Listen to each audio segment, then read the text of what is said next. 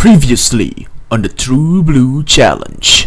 I overcame the 4GT on the western stage, discovered a weakness in the Impreza, and done dirty deeds on suspecting racers with dirt cheap morals. With that had been said, I welcome you back to the world of Gran Turismo. With the race of turbo sports was done, the Impreza had one last event to partake in the professional events, the Boxer Spirit. 3 races, 1 distinct engine, the Boxer. Flat engines where the cylinders are placed on both sides of a central crankshaft. This kind of engine is usually found inside Subarus and roofs. Typically, these cars are also what someone would expect to find inside the Boxer Spirit. Reflecting on the weakness my Impreza has, I opted to get a higher stage of turbine tuning, a better intercooler, and an advanced clutch kit. Hopefully, with these upgrades, the Impreza will be capable of enough speeds to not get bullied on the straights. With further upgrades installed and the correct engine type into the Boxer Spirits, I've gone. Here you go. This here runs faster than any grandma wheelchair you got in your shack. I'll return with favorable results. Remember, stick to the plan. You can only beat him if you do as I say.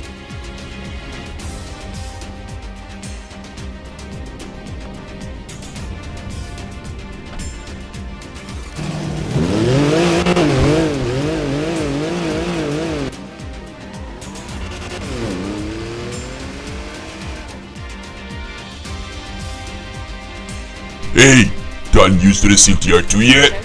Yeah, this is one hell of a car. A cheating motherfucker. Tricks is so getting clown. Keep practicing with that car. You're gonna race an Infineon soon. The first race was set in the bustling eastern megapolis of Hong Kong. Judging from the amount of points I stand to win from this event, looks like the upgrades worked. This time, the opponents are a greyish Impreza, a legacy and an exact copy of my Impreza, as well as 2 roofs, the RGT and the Yellow Bird. I really should be turning off my phone during races. What? I'm in the middle of the race, can this wait? Hello, remember me? No, stop calling this number. Rude, as expected from a barbarian such as yourself. My Yellow Bird will bring upon utter humiliation on you. Your streak ends today. Ah, shit. Here we go again. Do your worst. Alright, that was embarrassing. I can't believe I overshot that hairpin. Well, it's not how you start, but how you finish. I brake later than the rivaling Subaru. However, that was a mistake. Evidence from the fact that I'm pinballing across the track. I made another involuntary visit to the walls after I took 5th, and on the 6th turn, I managed to identify the apex and made a well-executed turn, closing the gap between me and the modified Porsche. I tailed the Yellow Bird along the straights and overtook both roofs right before the hairpin. I remained on the insides of the corner, practically on top of the curb. I used the distance markers to precisely brake for the upcoming corner and took 2nd away from my twin. Afterwards, I tailed the Red Legacy down the narrow straights and climbed on the curbs on the following corner, and trusting myself onto my Impreza's stability. On turn number 10, I have finally managed to secure 1st place in yet another precise maneuver, which outraced the four-board Subaru. On the 2nd lap, my driving have served to build quite a gap between me and my rivals. I revised my take on the first hairpin, and while not perfect, it was much better. Damn it! Apparently, I was still too fast to take the 3rd turn, as I once again was getting intimate with the wall. At the very least, I did not repeat the same mistake on the very next corner. I took a braver approach towards the 5th turn, and a satisfactory rendition of the 6th corner. The gap between me and my rivals grew, especially on the straight, showcasing how much good the new turbo is bringing to my Impreza. However, all this power doesn't mean my car cannot deal with turns. I'm certain the way I took that turn would beat any such allegations. The car was so stable, not even a bit of curb climbing disturbed its grip. On the 9th turn, I took another climb on the curbs for a better racing line, and it didn't disturb my 2-2B, not one bit. I blasted past the straights and threw my Impreza around the upcoming turn.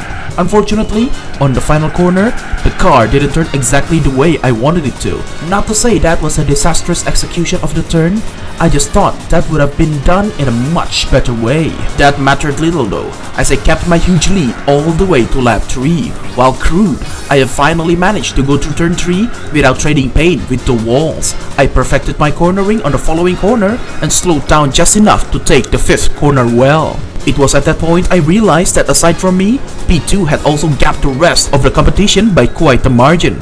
Is that a legacy? Quite surprising. Oh, never mind. Apparently the yellow bird managed to do some climbing. On the straights, I solidified my dominion over the race and smoothly took the hairpin. On the speed section, the Impreza's power was under the limelight for hundreds to see, and as a bonus, an optimal turn on the corner. The trend of smooth cornering continued long enough for me to enter the final lap with a massive improvement in lap time. On this lap, I have finally figured out the way to smoothly take the first hairpin without touching the borders. Unfortunately, the same could not be said on the 3rd corner as I find myself primballing all over the place, and arguably, I did worse on the following corner. At the very least, the lead is still mine. I'm by a large margin too. I sent the Subaru around the hairpin, and as a result, I managed to satisfyingly deal with the sharp corner. On the following corner, I used a similar technique, and once more, it brought back desirable results. I threw the Impreza over the curb, and while it skipped a bit, the track was wide enough for me to make such moves. On the last few corners, I took a particular racing line to ensure entrance towards the final corner from an optimal point. Unfortunately, the car sort of understeered and did not turn as sharp as I would have expected. Still, no collision happened, and I still get to reach the finish line in first, marking the very first victory of the event. The second event was set on the Invenian Raceway. The memories from my adventures westwards were still fresh, and so does the know-how on tackling the various corners this layout offers. For some reason, my Impreza started to slide towards the left when I braked to anticipate the second corner. Fortunately, this problem was something that I could immediately fix before it devolves into a hideous spin. Meanwhile, the big Impreza showed a symptom of skillless issueless and ate grass instead of cornering properly. That was an opportunity that I took to claim 5th. I dueled the RGT for a while around the 4th turn and finally managed to claim its spot in the race.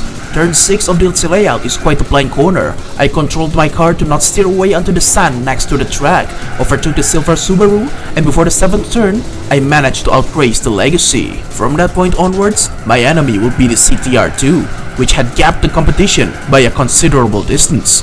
I sped past the wavy set of corners, but the gap remained. This condition had just gotten worse by me grazing the sand on the 10th corner. However, the distance did get close on the 4th turn. Approaching turn 6, smoke seemed to be coming out from my rear tires. Not good, as this indicated a loss in grip, and losing grip is not what I would want while navigating through such a blind corner. I tailed the modified Porsche, one corner at a time, as it was clear as day that the CTR2 was not very fond of corners. I sped past lap 1, however, the CTR2 remained resolute. 2 of my wheels were on the grass along turn 3. Right along the grass, whoever's driving that CTR2 had an acute case of skillless issueless and launched himself off to the grass on the side. I wonder what could have caused such a run-ending blunder. Regardless of the reason, I took the CTR2's spot and booked it. Just like that, the once dominant roof was actually one skillless issueless moment away from being epic to cringe. I made a daring yet smooth move on the final hairpin, and before I knew it, I was in the 3rd lap. I controlled my throttle up the 2nd turn to avoid touching grass and took on the hairpin pretty well in my opinion. However, for some unexplained reason, the CTR2 managed to close the once large gap I had. I let my Impreza loose on the big 7th corner. This habit of clean cornering helped a bit on the final hairpin, and I managed to bring home the golden trophy. The final race of the all-boxer event was set on the Gran Turismo Original, placed in the midst of lush greenery of the Deep Forest Raceway. Funnily enough, this time, there are no roofs to be found on the roster, meaning it had been effectively turned into an unofficial round of the Stars of Pleiades. On turn 1, my Impreza unexpectedly oversteered to the right, a similar behavior found on the earlier stages of the Invenian race. This exception resulted in a brief travel through the grass, which, if penalties are in place in this race, would have earned me quite the punishment. I dueled against the Silver 22B and remained side by side until eventually I managed to escape last place. I controlled my throttle down the 3rd turn and followed P4 like a locomotive train. On the 8th turn, I took the inside part of the corner and managed to snatch 4th place away, and in complete contrast, the outside of the 12th turn in hopes of overtaking the white Subaru. Unfortunately, that didn't happen as my line had proven to be less than optimal. Still, what is failure if not delayed success? Right on the next turn, I outperformed my rival and reached the top 3. Before the final hairpin of the lap, I managed to weave through the pink Impreza, and right after the slope, my Impreza, once again, for seemingly no reason, oversteered right before the hairpin. I struggled my way through that corner, but still, I managed to defend my post against the pink Subaru. I trusted my Impreza's newfound power to keep the black Impreza from zooming out, and refrained from altering the steering wheel while my car was still rolling down the steep slope. As a result, there was no unexpected oversteer, only a control turn on the first corner. Looks like my hypothesis was correct. The huge change in altitude somehow caused quite a reaction should I brake and turn simultaneously. Therefore, to avoid a race-ending incident, I must not turn while braking. Right before the tunnel, the black Impreza was through, but I was too fast for my own good. I had no choice but to trail brake. Predictably, the Subaru initiated the drift, but this time, I ensured that the drift is controlled, minimizing the negativity it brought to my run. I have to admit, that was not the best way to tackle this track, but at the very least I got some style points for that. I controlled my throttle down the 12th turn, and by the 14th turn, a considerable gap had started to be built between me and the rest of the grid. I delayed braking until my Impreza had completely gone through the slope, avoiding unwanted slip, and calmly took on the hairpin. On the straights, I doubled my gap, and with a proper racing line, took on turn 1, and carried this consistent performance on the corner right before the tunnel. Took on the 7th turn with a power sliding, and unfortunately misjudged the next corner. On the final corner, I controlled my throttle to avoid deviating from the racing line I've envisioned, and powered all the way towards the finish line, scoring yet another personal best, 54 points, and the final victory needed to complete Boxer Spirit. I have overcame all 3 races listed for the event. To the victor goes the spoils, which comes in the form of a yellow bird. This is a nice piece of machinery. Unfortunately, I still cannot use cars that are not blue. Return that car at once. Oh, this is yours? Indeed. You might be at odds with some blue lock, but you are still bound to your contract. I guess. Hey, you know what's funny? What? The contract only says I can only race with blue cars, but it doesn't say anything about driving a car that's not blue. The implication being... And you have been quite the asshole. And more importantly, Blue Lock's henchman. You cannot mean... See ya, loser!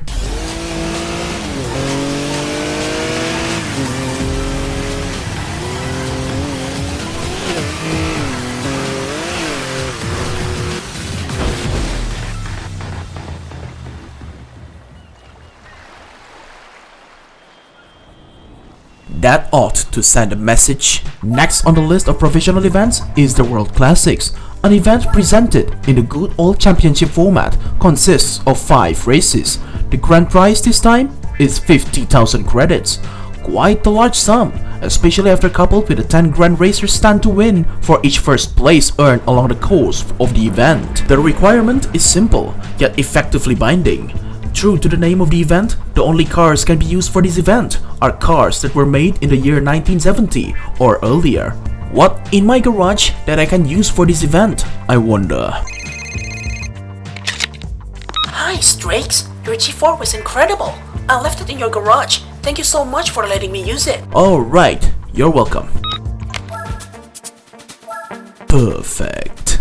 I equipped the G4 with a pair of sports softs, and into nostalgia land I've gone. Get out there! Such language is uncool, kind sir. Shut the f up! That was our chance to get revenge! Chill out. I knew this would happen. What the f? You sent us all to fail? Watch your tongue, tryhard. All I'm saying is, now I got a figure on how far we're behind. We also got an idea on how he runs his races. The historic World Championships format is a tournament, huh? You mean to? Listen up. This plan is going to rock his world. The competition this time around was a bunch of cars made in the 60s, much like my G4. Well, minus the 2CV over there that's manufactured a decade earlier. Oh dear, I thought everyone is too busy for a stroll these days. I'm glad there are still people that like to take strolls outside. Well, that is surely a participant of all time. Let's see, an alpha, 2 ancient skylines only the cultured enough will be aware of, and an elan. Let's get this race started. What? This is bullshit. I'm so turning my phone off after this. What? You incoherent, uncultured brood of an imbecile swine.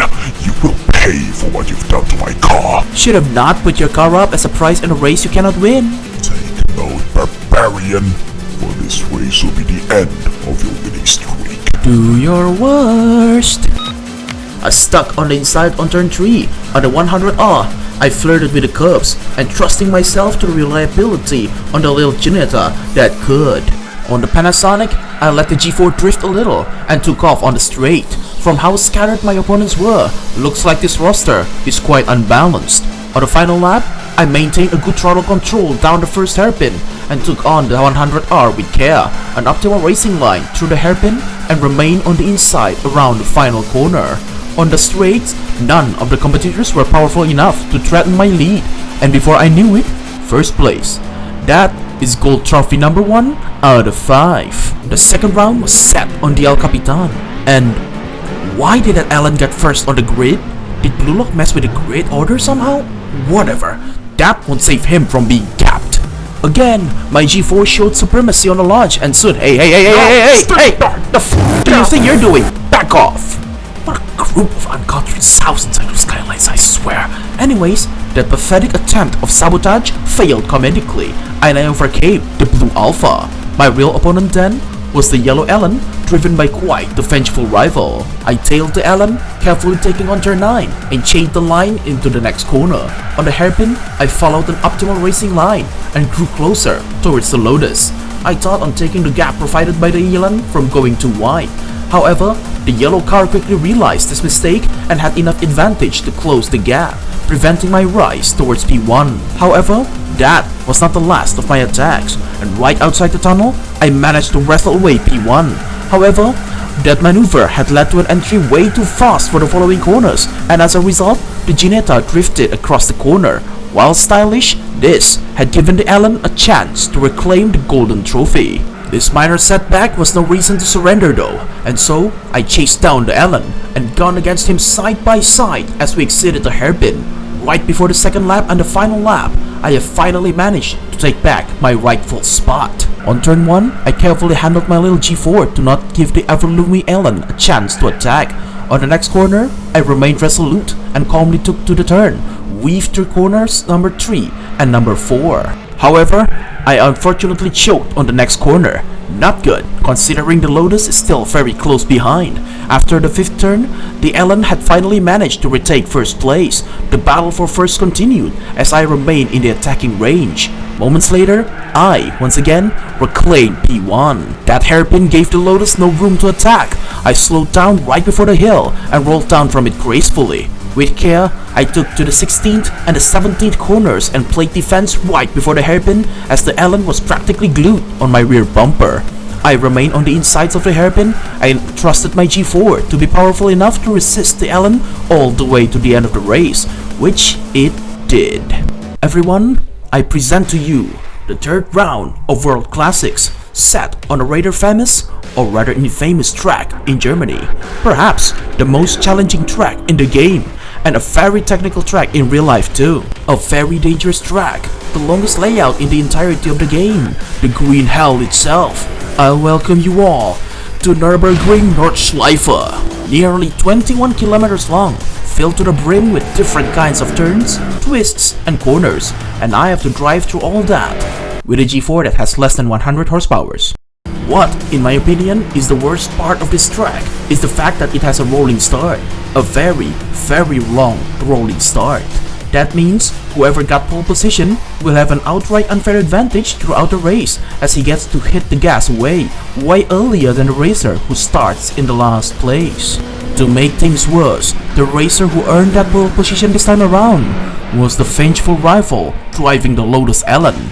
However, the game states I only stand to win 4 A-spec points. Surely, it cannot be that hard, can it? Some of you may argue, Streaks, why not take the qualifying round and have B-spec Bambang over there to drive for you in the actual race? Well, first off, 1 lap of the Nürburgring in this car will likely take more than 10 minutes. I am not driving for 20 whole minutes for a single round. And second off, B-spec Bambang's driving skills at that moment was...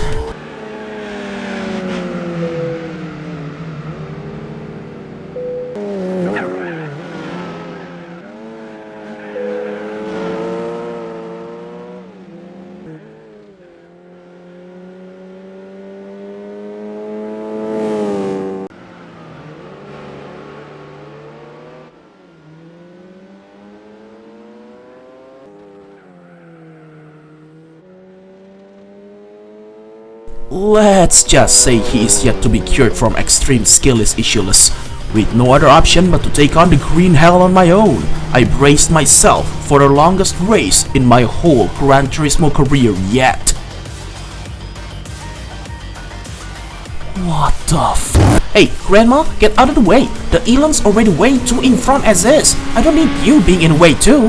Hey, that is rude. Wait in line like the others. Long after the Elon had started his race, I launched off the line in P5. I honestly pity that Grandma and her 2CV. God only knows how long will she take to complete the entirety of the Nürburgring in that. I carefully took on the first corner of the race, hoping I could act fast enough to catch the Elon. I drove down the track, tailing down the skyline in hopes of getting a little slipstream. Anything that could help should be used to overcome the massive disadvantage I was up against. Eventually, I pulled myself towards the grey car, but unfortunately, I was unable to take 4th place away from him. I tried another attack on the Hoheneichen, and this time, I was successful. I made quick work of the other skyline and reached P3 before the first minute of the race. However, things did not look good. That Elon was leading for a whole 8 seconds. I pushed my Ginetta down the cotton board, hoping all 90 horses under that hood could somehow remedy the situation. Unfortunately, I've misjudged the Sweden crew and climbed up the grass. This drove me to be careful, especially on the Ehrenberg hairpin. I continued my chase down the Poststrasse and slightly around the Adenauer Forst, misjudged the track and once again touched grass. At that point of the race, I was close towards the Alfa Romeo. The gap between me and that Elon remained stuck on 8 seconds. I must up my pace if I were to win this race. In the Hell and HUD, I managed to close the gap between myself and the Blue Romeo, and moments later, I fell into P2. As the Alpha climbed up the curbs, I sped off, securing the silver medal. The problem then was the Elon, which somehow had gained another second of advantage in the race. That was a sign that I must hold and push PSG4 even further. Another checkpoint and another gap check. It had returned to 8 seconds, which means the pace I was on is working. On the Mood Curve, I noticed my Ginetta is stopping at 166 km per hour. I doubt this would be enough to outrace the Elon from such a disadvantage. However, I did not know surrender. I still threw and progressed. Results be damned. The 6th checkpoint was through, and the gap had been reduced by a second. Good. If I keep this up, I could take P1 back. I noticed that I was approaching the style striker and carousel. I carefully took on the first hairpin and remained on the back part of the carousel. So far, so good. I touched neither the walls or the greenery on the side. However, looks like the pace needed to be increased as the Elon managed to keep that 7 seconds lead. Unfortunately, the G4 was on its limit, as evidenced from its absolute oversteer on the Whipperman, leading yours truly into the walls. Normally, I wouldn't mind too much on such a mishap, but on this race, I could not tolerate any sort of errors, given the huge disadvantage I was fighting from. And the next checkpoint showed the price I had to pay. 11 seconds. That simple mistake had effectively wiped the progress I have made throughout the race. The 9th checkpoint was passed, and the gap had gotten worse. Looks like the Elon had way more power than I thought, and used the less technical parts of the track to his advantage. Right after exiting the Galgenkopf, I hit the gas and thankfully, the Ginetta managed to hit 200 on the long straights. I braked to take on the sharp corner awaiting at the end of the very long straights. At that point, the Elon had finished the race, and P3 was at least 9 business days away. So, why bother pushing that car that hard anymore? I prioritized caution on dealing with the final corner and had to be happy with second place. I'm glad the format of this event is a championship, meaning I can take a few losses here and there and still win the overall cup, which was my true intention. The semi-final round was taken on the Monaco track, or as the game would like to call it, the Côte d'Azur. Despite a rolling start, I had faith in the G4 to outpower the Elan before the race had ended, which was why I refused to take the practice round. Right off the starting line, the 2CV was dusted. I weaved and gained 2 positions, landing me to P3 from P5. Looks like the Elan had a massive advantage this time too, and the checkpoint showed 5 seconds of lead. I overtook the Alpha on the hairpin and gunned down the straights. For as long as I can see that Elan, there was still hope. Unfortunately, I overestimated my G4's cornering ability and struck the wall on the chicane. The gap remained and there was only 2 laps of the race. I must dramatically increase my pace if I were to win here. P2 and the gap had increased. This is utter madness, and I let my frustration show on the first corner, missing the apex and hitting the wall. On the Masune, I regained my composure and followed a racing line ideal to my G4 and smoothly took the casino. However, I once again overestimated the G4's turning radius and hit the wall once again on the Mirabeau halt. That was a mistake I did not repeat on the hairpin. Too bad the same could not be said on the Poitiers. At the very least, I managed to deal with the Duval chicane smoothly this time around. And not only that, but I've also managed quite a daring take on the 14th and the 15th turn. I yanked 2 wheels as hard as I could on the Larascas, and despite my performance on the second lap, the Elan was simply too ahead for me to handle. This second silver medal in a row had caused quite the issue. Both me and the Elan have exactly 32 points, meaning that the last round would be the tiebreaker between us. The final round, the make or break, was upon me and was placed on the Laguna Seca. I could not risk it. I must win this round no matter what. I cast aside my laziness and pride and took on the qualifying round.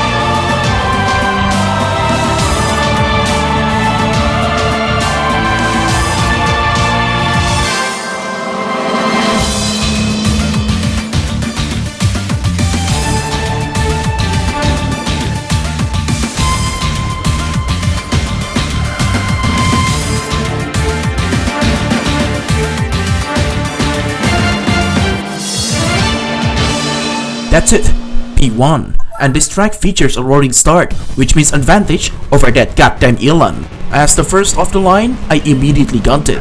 I took on the Andretti hairpin with care, and yunged to the third turn following an ideal racing line. The next turn was taken care of, and I sped along the straights. There were only 2 laps of this small track, and on this short race, the fate of this whole tournament would be decided. I took on the corkscrew properly, and this consistent performance had allowed me to why? Doesn't matter. Still first, and a proper lead was built. I entered lap 2 almost 6 seconds ahead from the Elan. This was the level of pace I must maintain. I properly braked and turned along the 5th corner and slightly cut the 6th one. Thank God for the lack of penalties. Once more, I faced off the corkscrew and handled it with outstanding performance. I had gone down the rainy curve with ferocity and bravery and slightly misjudged that corner.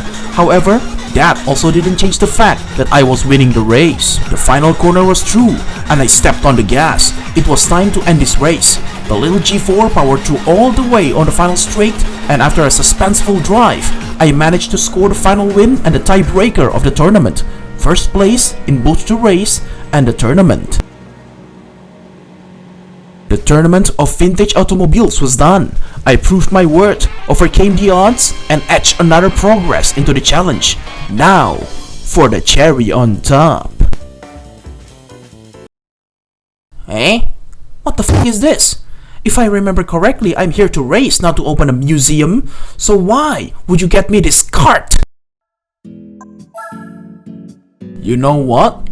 No! The motor carriage will remain in my garage, serving as a trophy. a reminder of today's events. Despite everything, Streaks is still faster than us. Bert is still cheating. He should be disqualified. Chillax! He can have the world classics. But what should we do? Even tricks and dexterity could not best him. What matters is the world championship. And our skirmish is just a field on how to beat him for good. Keep hounding him. If I'm right, he only got Compact Car Cup and Supercar Festival, right? Go race him in there. Perhaps you could provide us with cars, sub to the lock. No, the rules for freebies. Now you buy your own car for those things. What the f? You gotta want it, or is buying a car too much to beat him? I thought you wanted revenge. God. Understood. Now if you would excuse us.